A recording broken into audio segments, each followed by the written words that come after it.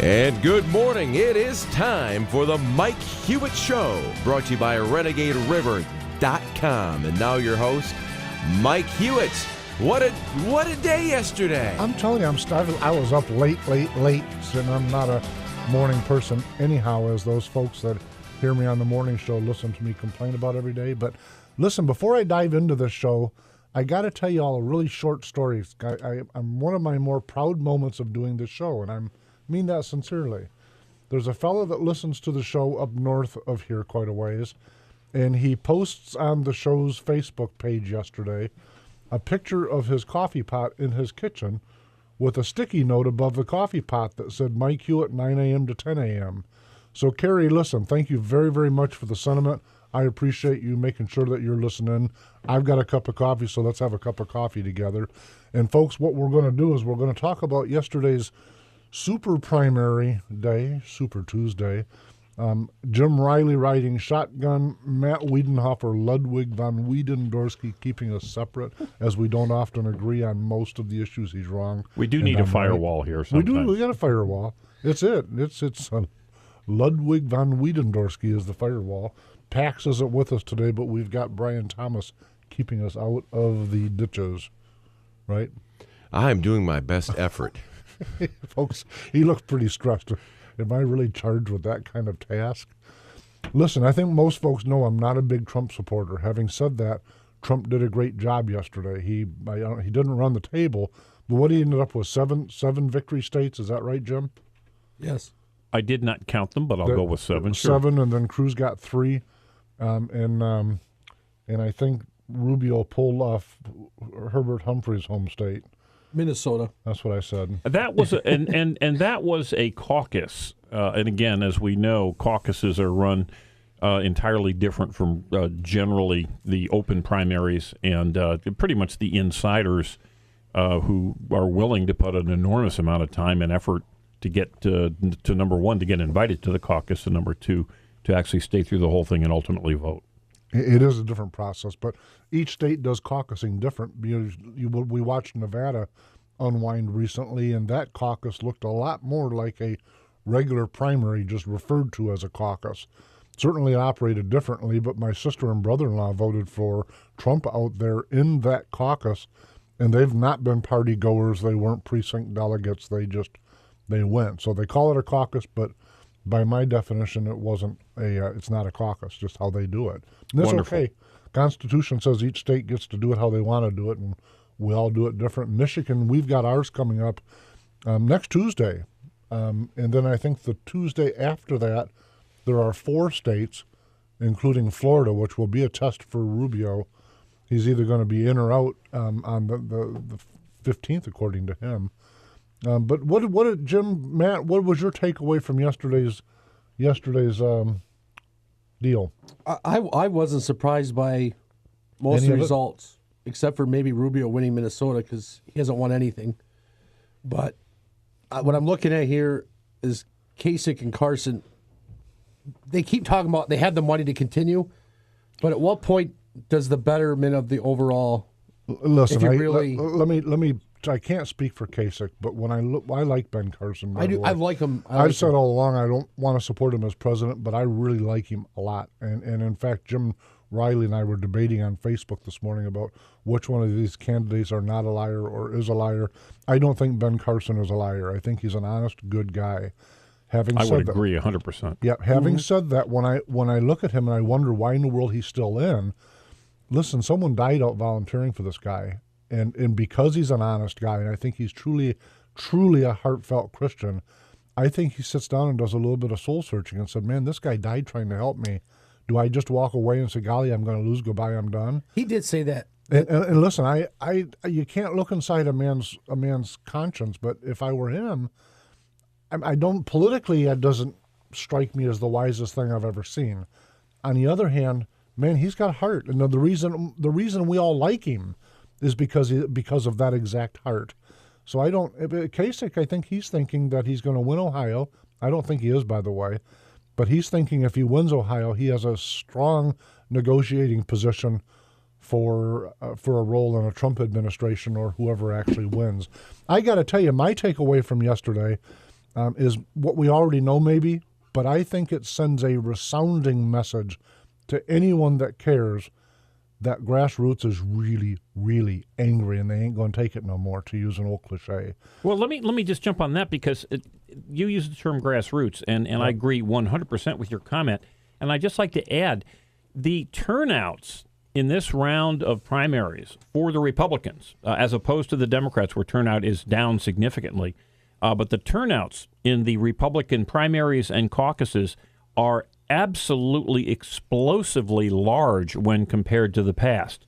And those folks that you and I might have considered to be the grassroots, those folks who are the volunteers and the reliable voters and that large group of what we would call Republican grassroots supporters, they have been added to significantly by folks who have not been actively and enthusiastically supporting Republican candidates. That, to me, whether you like Trump or for whatever reasons they're coming out, but there is a really unusually enthusiastic, gigantic group of American citizens who are attending and voting in these primaries and caucuses. Listen, I agree with you. I think, though, the lion's share of the people, by far not all, my sister and brother-in-law are examples of the folks that fit what you just referred to as a dynamic.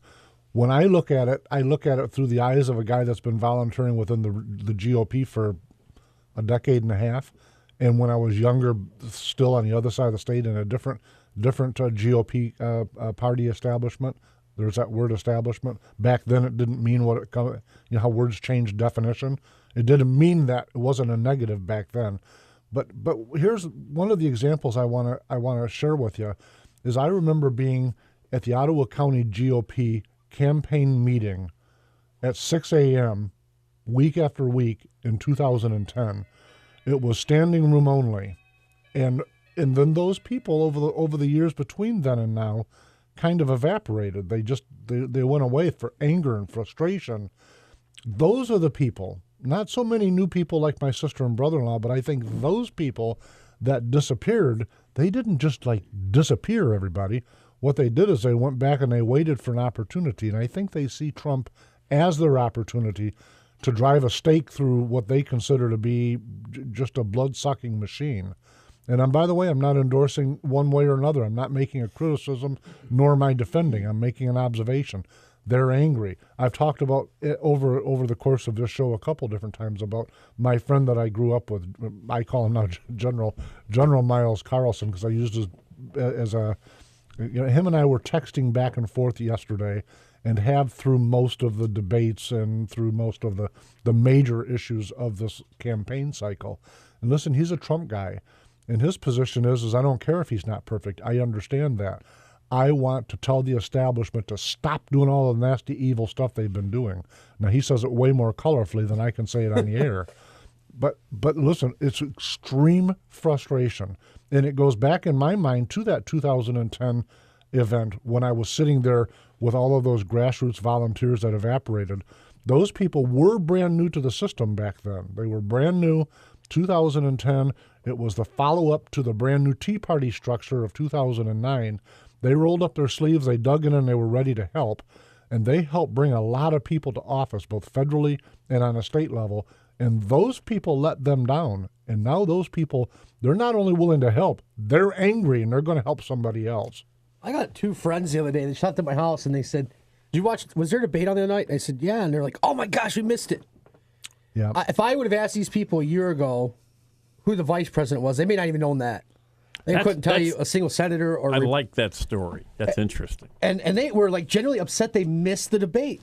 And they've watched everyone. I get texts during them. "Hey, what do you think of this? I really like Rubio, what he said there. Oh, I like Kasich there. Oh, Trump was pretty funny. Oh, I didn't like that." And I'm like, you guys you're actually watching. You might be paying more attention than I am.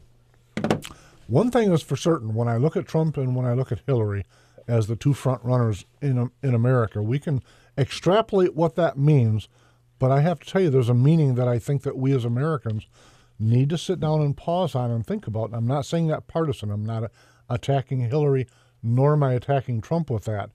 But not to pause and to look at the landscape in total and wonder how it is that the American electorate in total has at least at this point narrowed it down to those two as front runners. I think there's a big story there. I really do. But don't you think even the fact that Bernie Sanders having any traction also adds a little sub story to that? Because I think he only has traction with those young folks that are going to college. Mm-hmm. We already know that that's a very small slice of the land, and we know he's going to have traction on the very left states. But middle America, there was never a question in Hillary's mind. Well, when I say who was traction, going to be the nominee in the Democratic Party. Yeah, but when I say traction, he was at like 10% a year ago, and now even if you look at it, he's at 30%. But listen, one of the things that I think we all have to remember, including, by the way, the folks that are represented by my sister and brother-in-law and my friend Miles, who are angry. One of the things that we need to stand back from and take a longer look at is that more than the candidates or the ideologies and the positions, our cable news media and social media are having a profound effect on our politics in America. I mean, more so with each election cycle than we've ever seen before. And I put on my Facebook page this morning, and it's me, I guess, trying to be, I don't know if conciliatory is the word, but blunt. What a Super Tuesday that was. Congrats to Trump and Cruz. Both had great successful yesterday. Both were great successes yesterday. The Democrats got to know by now the pendulum is swinging back with force.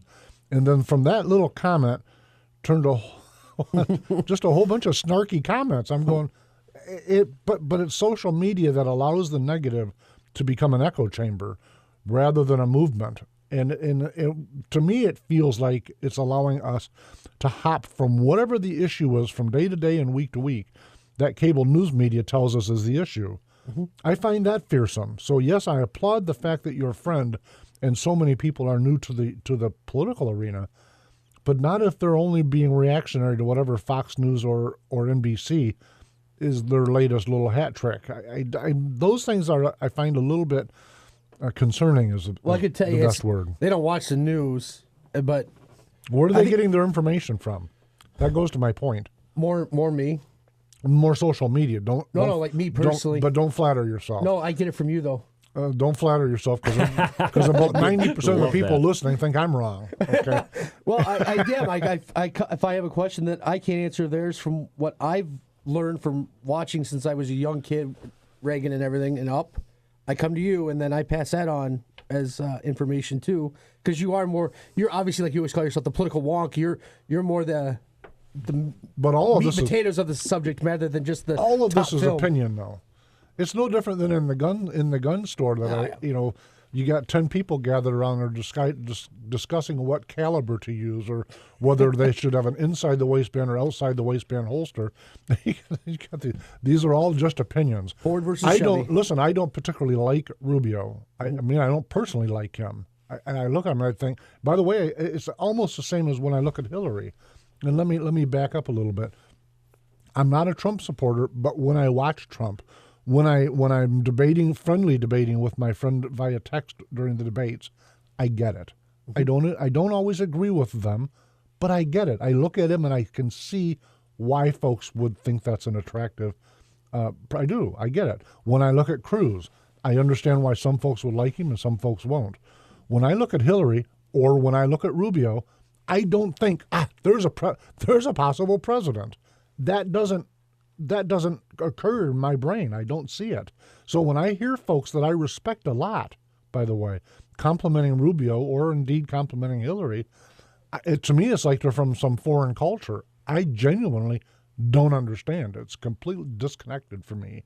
Even though that's not the case, we talked about Ben Carson. Those folks that support him, I get why. Kasich, by the way, who I'm not a big supporter of at all. But when I look at his resume, I get it. I know why a person would say he's my guy. I understand that. He sounds good in the debates, too. He says a lot of good things. There's a lot of good things about him. He's not my guy, but I get it. Yeah. When I look at Rubio and when I look at Hillary, I just go, what? You think that person's a president? Serious? What do you think, Jim Riley? Am I off in the ditch again? No, I think that you share a view that a lot of folks do, in particular the knowledgeable and educated about politics folks view. What I'm positive because I am somewhat attracted to Trump, even though I would almost for sure vote for Cruz next Tuesday. But what a lot of the insiders, certainly the pundits on television and the writers, certainly everyone who works for the National Review, what they are missing is that anger that we as solid, long-time Republican voters, loyal Republican voters, in many cases, grassroots activists and volunteers, what we feel is anger at being betrayed. We have elected here in Michigan a Republican governor for the second time, a Republican House and Senate, and yet the government locally here in the state not only has increased taxes dramatically, more so than Jennifer Granholm ever even in her wildest imaginations had hoped, but has expanded the size of government. Here's an interesting... Well, let me just finish my point. And it's the exact same thing that we are seeing when we elect Republicans at the national level. George W. Bush, one of the major portions of George W. Bush, governor, multiple time elected governor of a border state, Texas, promised we will build this wall. Now, not only were we going to build the fence, they passed a law requiring the fence to be built, and under the auspices, under the leadership of Governor Bush or President Bush and a Republican House and Senate, there was no fence built. What we have is a lot of people who are very unhappy with that kind. That's one of multiple examples that make people interested in someone like a Cruz or someone like a Donald Trump. Let me take some exception with you. And you're making my point. I know that. I'm hearing what you're saying, but you're stupid, you're just uninformed. I'm not saying any of that. I'm saying that the fence isn't the answer. And let me tell you why I say that. Listen, I don't care if Thank you for making my point. I don't, but your point is long because the media, the percentages of the electorate are not in support of Donald Trump right now. And I know he's the leader. We know that. Listen, I know he's the leader, but I'm talking about those folks that vote in the Republican primaries in America. Right now, as it stands, he's the front runner of 5, but by percentage, he's a minority in the Republican voting electorate. So you can't fairly say his idea is so right that a majority want him, because a majority right now doesn't want him. And in fact, I've got to respond because you made several points. One of them is when we talk about, for instance, take Snyder and our current legislation. Everything you said is reasonably true. But the Democrats are angry, and they can't wait to boot out Snyder and get a more liberal in there and to get a more liberal legislature in there. You think they were uber liberal. The Democrats... I made no comment about Democrats. I made the comment about being betrayed, feeling betrayed by the Republicans. But listen, I'm making the comment. I listened to you.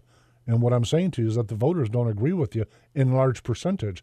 And let me go back to the wall for just a minute. Well, that may be. I listened to you, but just now you got to hang on and keep your hat on. Okay, if we turned off the faucet, if we turned off the free money machine to illegals, and we put in E-Verify so an employer has to use E-Verify, you don't need to spend whatever Trump said the wall costs. You don't need to do that. If you enforce the laws currently on the books, you don't need a wall. So my question has been, why in the world do we want to spend $100 million on a wall when all we got to do is quit giving away free money and advertising in Central and South America for people to illegally immigrate? Our country, our government is literally advertising for illegal immigration in southern hemisphere. And you pause and go, what? We need to build a wall to stop our own advertising from working? And listen, we can say that that's why Trump is... How would you accomplish that, though? Wouldn't you elect Republicans to control the Senate? Wouldn't you elect Republicans to control the House? Enough to override... that result in what you're suggesting? Enough to override a veto is what you need, because right now you don't. So right now it's like passing a rule with your children that you cannot enforce. That erodes it takes away your foundation. Anything that they vetoed... anything that he vetoes, rather, they don't have the numbers to override the veto. Some of this is just math. It's not ideological.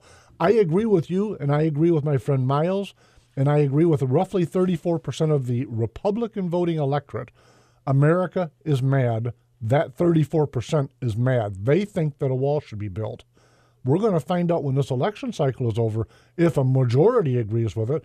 But based on the recording that is said to have happened with Donald Trump at the New York Times and their off-the-record private meeting, he doesn't even necessarily believe that because he said all of this is for negotiation. Calm down. And yet, millions of reliable conservative Republicans and non-reliable non-voters are rising to the lead of the rush to vote for Donald Trump. 34%. Whether they it's 34%, Jim. It's just math. That still leaves over 60% that's not in lockstep with you yet. You may win them over. And by the way, folks, I'm not suggesting he's going to win. By the way, I'm answering the question of why do people support the outsider? Whether he wins or not, I have no idea. Right. As you say, maybe it's 34%. But I'll tell you it's this. just math. It's astounded and confounded and flummoxed every single super-duper expert that's ever been on television or written any kind of article in any of the magazines and newspapers. You ever heard of Senator Ben Sasse? Yes, I have. You see, he said yesterday in an interview, I believe there will be more candidates that enter this race. They're talking about Romney. Oh, another expert making a prediction. Oh, wow. I bet that'll happen. I don't know, but listen, I don't. We need more predictions by experts. By the way, I don't want it happening. Just so you know, this to me just dices it up. I want less candidates, not more, right now. That's what I want. I got to tell you, I was really excited back in August when the first debate came on. This thing, I'm like, yeah, it's gonna be so. I couldn't wait for this again, and now I'm going, man, I just can't wait till this is over. I'm with you. I'm with you. I was so excited, and then I just feel that they've done exactly. Newt Gingrich came out last year and said, do not fight with each other. We win this race no matter what. Just go forward. Let's get a solid candidate. We win. We don't have to do anything but put one up. It's easy to say that, folks. Killing ourselves. Listen, it's easy to say that, and we're not killing ourselves because this is the purpose of a primary. What this debate we're having right here is the exact purpose of a primary. To have Cruz and Rubio and Trump et al., to have them engaged in this battle is how we steer the GOP, and it's how we steer America, to have these debates so that the best ideas hopefully bubble forward. The best ideas win. If we all just said, jeepers, let's get in lockstep and get behind person X, man, folks, that's dangerous, dangerous, dangerous. So you guys driving down the road, you think, I agree with Jim or I agree with Mike or Matt or whoever you agree with. Just know that the whole purpose of this, yes, it's sausage making and all those cliches, but without it, you have the Soviet Union. With it, you have an awkward period of a few months and you have America. Well, I think you took me to the extreme there. I didn't mean I just want to say, okay, Romney's the guy, let's go. Folks, listen, saying, we got to cut this down a little bit. Well, yeah, but speaking of cutting it down, we got to go to a break because we ran way over with Jim and me's little friendly debate. Folks, we'll be right back. And now we return to the Mike Hewitt Show, brought to you by RenegadeRiver.com. Segment 2. Folks, I wish you could be here during the break. That's when it really gets lively because Jim and I really are having a failure to communicate on this one. When I look at Trump, very well. Listen, when I look at Trump, I am not attacking him at all, folks. Please don't misunderstand me. But I do passionately believe he was media made. We can say he controlled the media. That's for another debate in another show.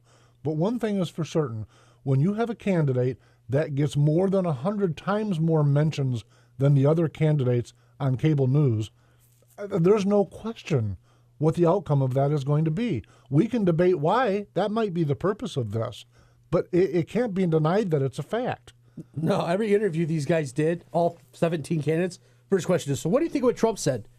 Now, if I'm that candidate, and I think Kasich did it the best one time, he goes, I'm here to talk about my candidacy. And they went, but what do you think of, he went, I don't really know what I think about Trump. I want to talk about what I'm going to do. Listen, I'm watching them on TV last night. I was watching the Fox News. And listen, Trump deserved the accolades last night. He won 7 states. Good for him. Mm-hmm. But when they're talking about it, they're talking Trump, Rubio, Trump, Rubio, Trump, Rubio. And I'm going, Rubio hadn't even won a state yet. Yeah. These people are driving the dialogue. and we're like lemmings. We're just go, okay, that must be the dialogue, but it isn't. That's what Fox News and CNN want you to think. Well, okay. Doesn't be that. That's not necessarily what you ought to think. Dig in and do some research, please. See, thank you for saying that, because that's exactly what the leadership of the Republican Party has said for years. You people should not think what you think. You should think what we tell you to think. And let me explain something. That whether it's the media driven or not, we do know this. Did he call me establishment? Well, you just said the people who are thinking what they think shouldn't be thinking. That's not what I think. said, Jim. That's what you heard. Well, I said don't let cable news media, not the establishment. I didn't say let Jim or Mike tell you what to think or let the establishment. I said the cable news media is controlling the dialogue, and that I believe it's our civic duty to investigate and drill in ourselves. I don't give a rat's butt what the establishment says, nor do I care what Fox News says. I got to tell you the truth. I don't much care what you say. I got to drill into the facts and then make a determination for myself, because that's my civic duty. And that's fine for you. The reason that Donald Trump is on television, and anybody who's followed politics understands this, is very similar to the reason that Bernie Sanders came out of nowhere to be on television all the time, is that when you have a politician like Hillary Clinton or a politician like Jeb Bush or most of the other Republicans, and they get on television, they bore people to death. Donald Trump speaks the way we speak. He says a lot of the things that are outrageous. I don't talk that way in front of my grandchildren. You may not like that. I'm not suggesting. I don't talk that way in front of my grandchildren. It's pretty clear he's not worked it through you. But the media likes interesting, funny, exciting, and surprising people to be on television. He's not surprising. He's predictable. It's amazing. It's wonderful. I love him. He's got 5 or 6 sentences that he says constantly. I'm going, oh, my God, I can quote him. Let me tell you what he's going to say now. It's going to be amazing. It's going to be amazing. I love this state. I love you people. Fantastic. Fantastic. And you go, holy mackerel, come on, stop. Say something. Then why then, Matt, with your friends who are entirely not interested in politics, never watch this enticing, seductive cable news show that's brainwashing people, why are your friends interested in seeing a Republican debate? You know what? Trump brought them to the table, but they're not going to vote for Trump. That may be. And this is what I said originally about Trump. I like that he got in because he brought people to the table who had never seen anything. Agreed. And while they're watching, they go, hey, but I do like that guy. And that's what happened. These people actually like Rubio and Ben Carson. Those were their two favorite. Obviously, I don't know who they're going to vote for yet, but those were there too. But they got drawn in by Trump, which was what I thought was really part of his initial plan. And then he would drop out. And I thought he would drop out too, but so did every expert. They didn't think it. They absolutely predicted I think once he gained traction, he was like, I can't drop out. I'm a winner, and I'm going to fight this till I win, I guess. And once people started attacking him, I don't know. I don't know what Trump's thinking is. He's Trump. I'll go you there. Absolutely. I can tell you, I'm not decided. I know a few months ago I said, I'm a Trump guy. You know, I'm not decided. And Mike, you put a post out, and I said, I don't know. And I put this plan together of things I would do with these guys, because I see a position for every one of these guys, except for Trump. The bottom 4 guys, or the top 4, however you want to say it, those 4 guys all have a position in the cabinet. Every election cycle, by the way, someone puts that together. Let's just cause a dream team and have Dr. Carson be our Surgeon General, and he can be our Attorney General, and he can be our Vice President. Yeah. And every election cycle, every time we have an actual primary, that same, and by the way, I'm not attacking it, but it's the same thing. It's never a reality. One of the problems we have with all of the candidates is ego. That's all, yeah, it's politics, right? But it takes a certain kind of person to look themselves in the mirror and say, I think you ought to be the leader of the free world. I would take the job. Oh, it just takes a certain kind of mentality to say that. And I'm not ragging on them. That's just my, I mean, that's above my pay grade, goes the old joke. I don't look myself in the mirror and say, that's who you ought to be, as leader of the free world. You got to have that to be the leader, right? You got to be a certain kind of person to do it. But that certain kind of person isn't going to retreat in a big hurry. Well, I look at the list, though, and I have a hard time right now to say who I'm going to vote for, because I'm not a fan of the way Trump does things. Rubio, I don't know. In 2010, I might have. I don't know anymore. Kasich sounds good, but then look some of the things, and I'm going, you sound kind of too moderate. Carson, he's not presidential. But I look at Cruz, and Cruz is my most concerning point, because I look at him and go, I could vote for him. On the other hand, I would rather him be a Supreme Court justice. I think he has a better effect for us there, and he'd be the ultimate nominee for that. But he's not going to get nominated unless a Republican becomes president of the United States. Well, that leaves Trump out. Another prediction by an insider. I love it. I got a question for you, Mike. I got a question for you. So Donald Trump is obviously not establishment, as we've established. That goes back to me being establishment. No. I know you're not. You're supporting Cruz. You can't be establishment. But we know the establishment is absolutely waking up in the middle of the night with nighttime with the terror. We all agree on that part, Jim. There we go. And even my friend last night, he's saying, whatever you do tomorrow, make sure to tell everyone that there's a lot of people that are angry. And he's right. So here's my question. Everybody always say that the Tea Party candidates run, they get like 25, 30%. They mean nothing. If Donald Trump wins, does the establishment, both sides, Democrat, Republican, go, man, we better change our act? Or do they go, oh, that was a fluke? They're going to say it's a fluke. Because they live in the same denial that they live in now, and they're not going to change. Listen, they're going to say what some folks have suggested, certainly on the media and perhaps even in the studio, that those people who voted for Trump are just idiots. They're not educated. They don't understand it. They don't understand nuance, what have you. They guaranteed, and I know a lot of these folks, they don't get it. And if Trump wins and if Trump becomes president, they'll continue to not get it in the same way that the Republican establishment had that same denial up until the second election of Ronald Reagan. He says, I said to my friend last night in text, they were told, but with each grassroots victory, they rationalized why that loss was no problem. Well said. This is the ultimate office. That's really the bottom line. It is the ultimate office. But listen, there's a lot of folks that are looking at this very, very calculatingly like it's just math. They're still, by the way, in the back rooms plotting on how to take him down. And just so everyone knows, I don't want him taken down. If he's the will of the American people, God bless him. I'm on his team. If that's what America wants, I'm not here to fight America, but I am a heavy involved primary grassroots volunteer. Do you believe that Romney really could possibly get in? No, do you think I that's don't just think hearsay? he has less chance of. I've got more chance of being president than that moron. I'm just thinking he lost to McCain in a primary, then he lost to Obama, which he blew a 12-point lead, and we want to get him up against Hillary now? He is the picture definition of false alarm. Well, let's go back to this because I think this is kind of interesting. By the way, he's part of the reason people are mad. Well, that's exactly right, because he's a very fine man. He's an experienced man. He is a good guy. Watching him not defend himself and not go on the attack with when Obama was just beating him like a pounding on him, and Romney kept being a nice guy and going, "Take your gloves off, get in there." Well, it's not. Well, now we've got the other extreme. This is the extreme, but what we want is someone who has verbal skills, tenacity, and willing to stand up for us. Well, tenacity's fine. Courage. And one of the problems that we saw with Mitt Romney was when he was confronted, for whatever reason, perhaps he didn't understand the questions, but for whatever reason, he backed down. We don't want a leader who does not have courage and the verbal skills to exercise that courage and explain it. So, do you think Trump has the verbal skills to explain it? I know he doesn't back down, but does he have the verbal skills to get America to buy in? He seems so far to have them. We'll see. But let me just add one thing about the election as we go forward.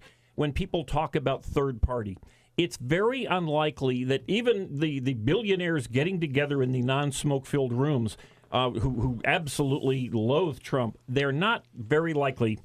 It could happen, but it's very unlikely. I'm not invited in those rooms, by the way. Well, I understand that, and neither are most folks.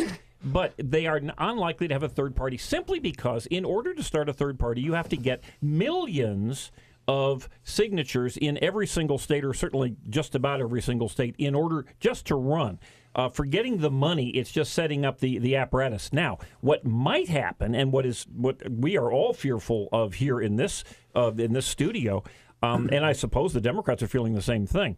If in fact Bernie Sanders were to really make a move, and it was perceived by Democrats that the Democrat Party stepped in and stole the race from him and gave it to Hillary, there would be outrage. That same situation is actually more likely because of this split election. And as Mike had very accurately said, Donald Trump still only has 35% of the Republican voting bloc. Well, Jim. So if it goes to the convention and it is perceived by the leadership, by the voters, that the Republican leadership has kind of screwed with the rules, kind of done some things under the table, then you've got serious problems. Listen, we've got to go to a break, but before we go, I got a segue for just 1 second off the path. I'm looking at Facebook. Folks, I love technology. While I'm yelling and whining about social media, listen, Larry Hausman, he says, Jim Riley, Mike Hewitt, listening to the Mike Hewitt Show on iHeartRadio, going past the St. Louis Arch. Looking forward to Carmen's tomorrow, Jim. Listen, we go. I love this world. Don't stop in St. Louis, by the way. Go through. We've got such great opportunities behind us, in front of us, if we just don't juggle them away. Folks, we're going to go to a break, and we'll be right back.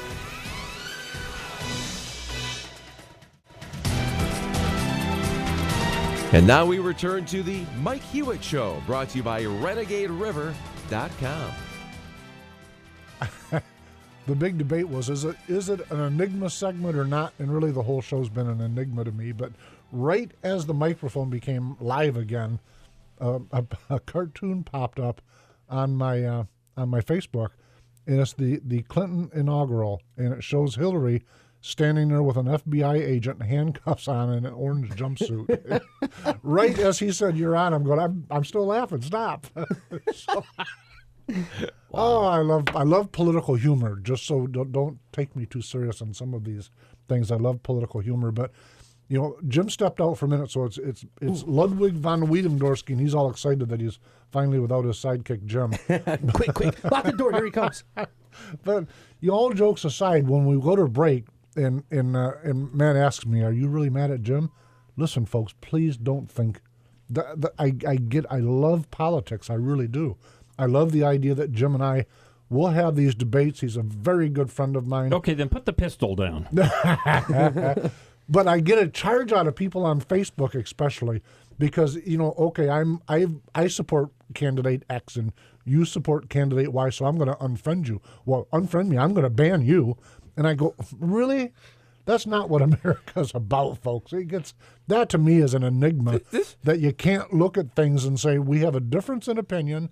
Let's go have a coffee or a beer and move on. This reminds me of like little notes you pass back and forth in school. It is. It's like third grade. I hate you back. I mean, you don't like me. I don't like you either. The funny thing is that you and I both support the same candidate. But I posted on my Facebook. Uh-oh. This was from a Facebook friend, someone I've never met, but clearly a liberal, a Democrat. And here is the quote. A liberal Democrat. Just that I am abundantly clear to people within my own personal circle. If you are honestly a supporter of Trump or Cruz, you are truly a POS to me. POS is an acronym meaning you I can't don't say like that. you a lot. Yeah. Point of sale I system? will not allow you. It is a point of sale. It's a computer system. It's a really short little post here. Let me just finish it. I will not allow you near my children, nor do I want you in my life in any way. Wow.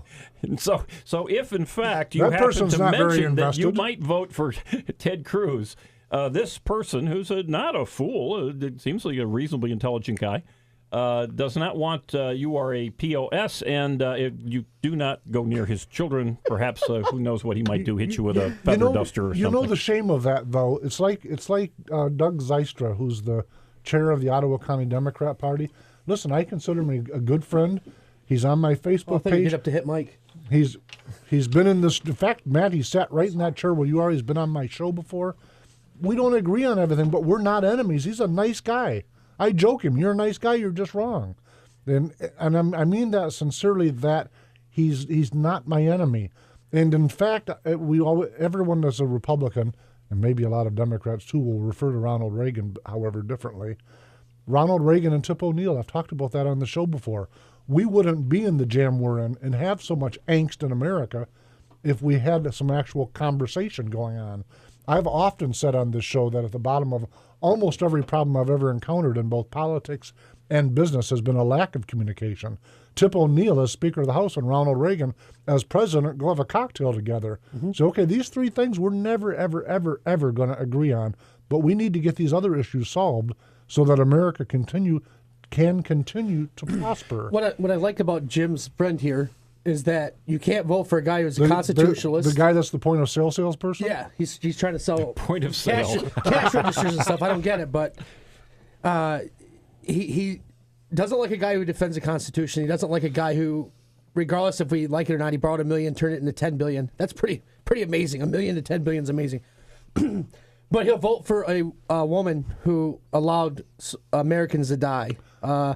Lied about that. Lied about the servers. How about standing by her husband? Standing by her husband. Helping her aide cover up her husband's thing.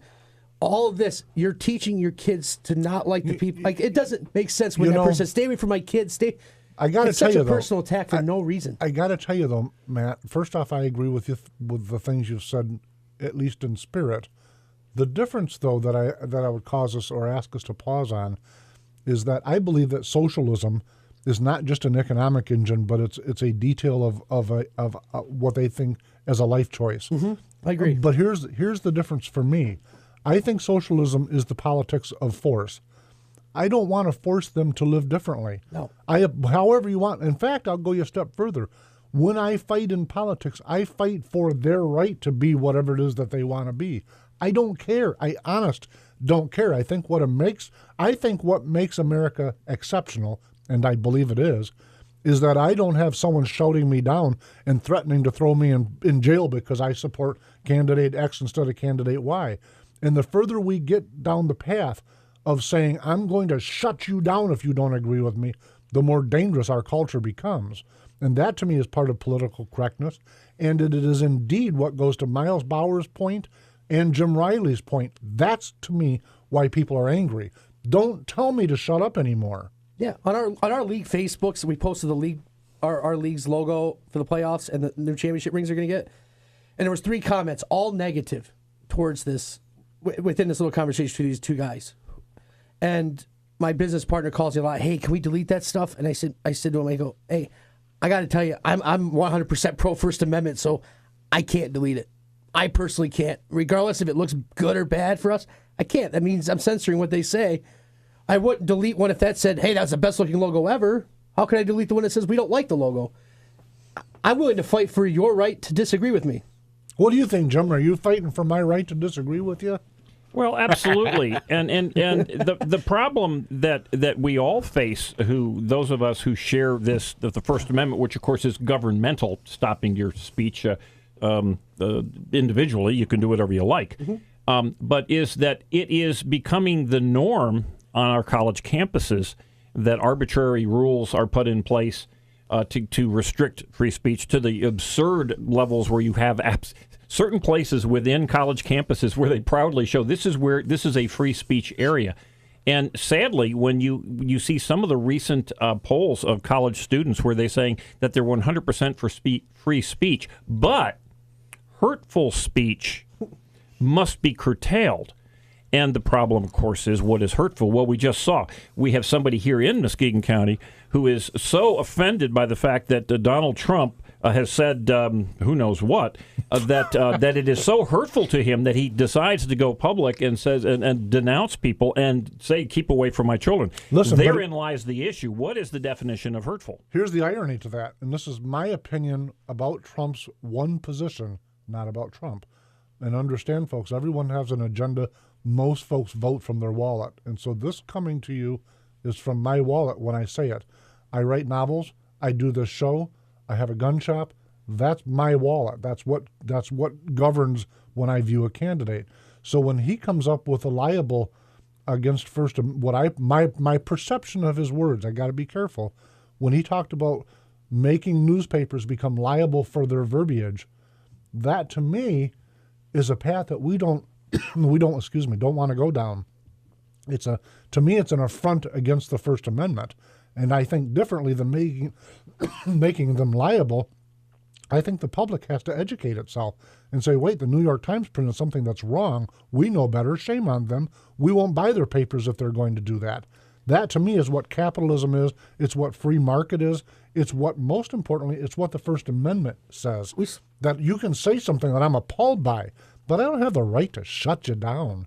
And so when Trump called for a libel attachment to newspapers, I find that a fearsome call. I'm not attacking him. If he's our nominee, I'm going to vote for him.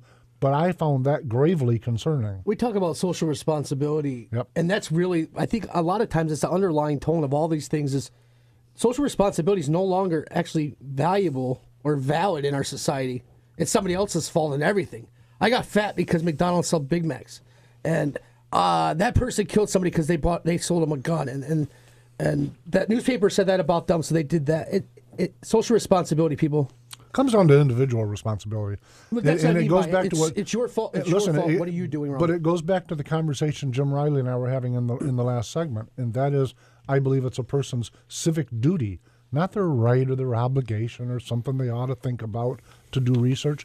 I believe passionately that if you're a citizen, by the way, and you plan on voting, I think it's your civic duty to be informed. And it's not something you're entitled to that someone's going to give to you and stuff in your wallet for free. Do it. You have to do it. And if you go into the booth without making yourself informed because somebody on Facebook might not like you, shame on you. Well, I think it's important that we understand we only have between 50 and 60% turnout of registered voters who vote in typically in the presidential elections, and far fewer than that in the off presidential election years. I think I would suggest that most of the people who do vote legally in the presidential elections are informed, at least to the extent that they may ask somebody who they have respect for their opinion and say, who should I vote for? I think it is a problem when, as an organized fashion, and we hear this from Republicans and Democrats, to say, oh, get out and vote, even if you don't know boo from who. And that's a big issue. If you're not educated, if you don't have a reason to vote, my golly, stay home. You betcha. I'm with you on that. TV, that's why we invented TV for you. I will fight for your right to vote. Absolutely take to the streets to fight for your right to vote. And I don't care who you're going to vote for, by the way. But I'm with you on that, Jim. Please be responsible enough to say that you weren't responsible enough to study. So if you weren't, stay out of there. Or even ask someone you respect. That's like me saying, I think I'll go work on a nuclear power plant. I'm not qualified, and I'm not going to do the research, so I'm going to stay out of there. You do look a little like Homer Simpson, though. That's just a bald spot on top of my head, folks. I have heard people say, I voted for this judge because the other two, one was an ex-boyfriend's name, and I didn't really care for that lady's name, so I voted for that one. Like, you don't have to vote for him, right? You can skip past that. But that's the new political climate that when I voted for him or her because of her genitalia. Oh, yeah. I voted for him or her because of the pigment of their skin. Yes. I voted for him or her because he looks like a soap opera star from their the religion. 70s. Then you go, wait a minute, what about that person's issues? I think next week we do the enigma on diversity. We've just the word diversity. We can do it on multiculturalism. Yeah. But listen, we've had this conversation in here before. The reasons that people will do things are part of the problem that we have. You know, we talked about the survey that we did on one of the state representatives where the lion's share of that person's constituency didn't agree with them on all of the major issues of the time, and then overwhelmingly reelected them. And you go, what? We're serious? How can that possibly be? But it's true nonetheless. Jim Riley, got to go to the dentist? Indianapolis. Wow, good for you. Safe Drive careful. Off to Indianapolis. That's a long way to go to the dentist. I told him we'd do all of the work in the gun shop in the back. I've got a vise big enough to tighten his head down in so he won't be wiggling, and we'll pull him out for half price. I thought that was a fair deal. He's going to pick that POS up. Yes. The point of sale system, don't you know? Listen, to his point, I think that's true. Oh, yeah. When people get that way, and it's not just Democrats or liberals, it's across the spectrum. Like I have some Democrats on my Facebook page. I've got 4,999 people on my page as friends. Not all of them are Jeffersonians or libertarians or conservatives. There are some Democrats in there that are good friends of mine. Mm-hmm. Some of them family, by the way. My uncle's best friends with Gore and Obama. But they're not my Facebook friends with them. I try to hide some things from them, though. Well, I don't do that either. They got to like me for what I am or unfriend me, and I've been unfriended a few times in this. You got a spot open. Add him as a friend if you want him. It won't last long. We're taking bids now. I don't know. I think the whole thing is really fascinating that we've gotten to a point where we can't stand difference. I even watch some of your feeds where people on your side, quote unquote, are arguing with you, and it's almost ridiculous. Some of them get very mean-spirited, by the way. Mean. Folks, I'm going to sit in on Friday at 8 a.m., but next Wednesday she's going to be. I've got some surprises for y'all next Wednesday, so we'll talk about that next Wednesday at 9 a.m. And in the meantime, please find me on Talk Mike Hewitt Twitter at Talk Mike Hewitt. I just say that backwards every time. And Facebook / The Mike Hewitt Show. Thanks very, very much for listening in today. And by the way, send me an email at mike@themikehewitt.com if you've got something that you want to tell me I'm wrong or right on, or something you wished we would talk about. I'm very, very open to that too. By the way, you don't have to just listen. You're welcome to call in sometime. The number is on both Facebook and the .com. Folks, have a great week. I'll see you in a couple days. Be good. By the way, Matt, thank you. Thank you. I always have fun. Thanks, Brian. You're welcome. Bye, everybody.